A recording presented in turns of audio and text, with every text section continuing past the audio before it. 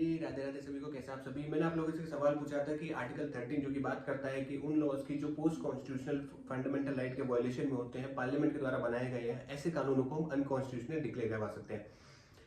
अब मेरा सवाल ये था कि जब कभी भी पार्लियामेंट ने ऐसा कोई कानून बनाया और हमने उसे अनकॉन्स्टिट्यूशनल डिक्लेयर करवा दिया, तो वो एकदम से तो अनकॉन्स्टिट्यूशनल डिक्लेयर नहीं होता। हम पार्लियामेंट में जो कानून जो बनाते हैं हम उसको देखते हैं, ऐसे जांच पड़ताल करते हैं, फिर को उसको सुप्रीम कोर्ट में या हाई कोर्ट में रिट पिटीशन फाइल की जाती है। पार्लियामेंट अगर कानून बना रही है तो जाहिर बात है सुप्रीम कोर्ट में रिट पिटीशन फाइल होगी, हाई कोर्ट में नहीं हो सकती, और फिर उसको जो है डेट होगी, हियरिंग होगी, उसके बाद उसका फैसला आएगा, तो उसमें बहुत टाइम लगता है। अब इसमें ना एकदम से फैसला नहीं आएगा कि 1 साल 2 साल ऐसे बीत जाते हैं, तो जितने टाइम के लिए वो इफेक्ट में रही, जितने टाइम के लिए उसकी सलाह, तब तक तो इफेक्ट में, तो उतने टाइम तक के लिए हम क्या माने, क्या हम उसको ये मान के चलें कि वो वैलिड है या फिर उसको हम इनवैलिड डिक्लेयर कर दें।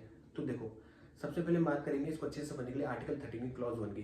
क्लॉज 1 ये क्या कहता है? क्लॉज 1 ये कहता है कि संविधान से आने से पहले जो भी कानून एग्जिस्ट करते थे ना, हम उनको वॉइड तो मानेंगे, लेकिन उतने एक्सटेंट तक मानेंगे जितने एक्सटेंट तक वो उसके इफेक्ट को कम कर रहे हैं। किसके इफेक्ट को? फंडामेंटल राइट के इफेक्ट को, या फिर उनके इफेक्ट को छीन रहे हैं आपसे। लेकिन लेकिन लेकिन वहीं पे एक डॉक्ट्रिन ऑफ एक्लिप्स भी अप्लाई करेगी, जो ये कहेगी भैया अगर आपको लगता है कि ये कानून फ्यूचर में काम आ सकते हैं हमारे, तो आप उनको पूरी तरीके से वॉइड डिक्लेयर मत करो, बस उसके ऊपर एक छाया लगा दो, एक तरीके से ग्रहण लगा दो। एक्लिप्स का मतलब क्या होता है? ग्रहण लगा देना, कि भी इतने टाइम तक के लिए हम इसके ऊपर ग्रहण लगा रहे हैं कि इनका कोई लीगल इफेक्ट नहीं होगा, ये एनफोर्सेबल नहीं होंगे, लेकिन जब कभी भी हमें लगेगा कि फ्यूचर में इनकी जरूरत है तो इनको इफेक्ट में ला दिया जाएगा।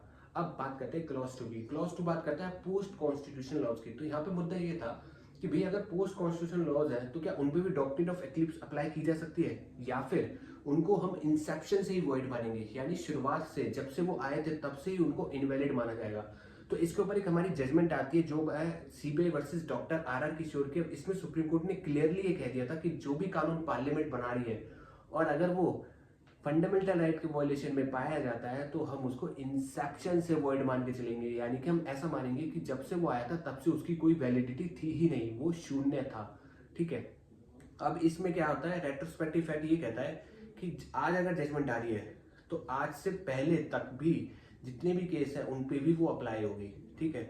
अब जिन पे भी अप्लाई हो रही है, रेट्रोस्पेक्टिव फैक्ट का मतलब ये है कि मान लो आज कानून आया और सुप्रीम कोर्ट ने उसको 2 साल बाद उसको अनकॉन्स्टिट्यूशनल डिक्लेयर करा, तो बीच के जो 2 साल का जो पीरियड था उस पीरियड में भी जो वो कानून था वो हमारा इनवैलिड ही रहा, यानी कि उसके तहत होने वाली सारी चीजें भी हमारी इनवैलिड ही रही। ठीक है। ये था हमारा आर्टिकल 13 जो कि बता रहा था कि भी आपका अगर कोई भी कानून जो प्री कॉन्स्टिट्यूशनल लॉज है वो उस पर डॉक्ट्रिन ऑफ एक्लिप्स अप्लाई होती है, हम उसको इंसेप्शन से वॉइड नहीं मानते। वहीं अगर पोस्ट कॉन्स्टिट्यूशनल लॉज की बात करें तो वहां पे डॉक्ट्रिन ऑफ एक्लिप्स अप्लाई नहीं होती है, वो हमारा इंसेप्शन से, शुरुआत से ही वॉइड माना जाएगा। तो ऐसे मिलते हैं वीडियो को जानने के लिए, और बने रहे, सब्सक्राइब करें, शेयर करें, और मिलते हैं अगले हफ्ते।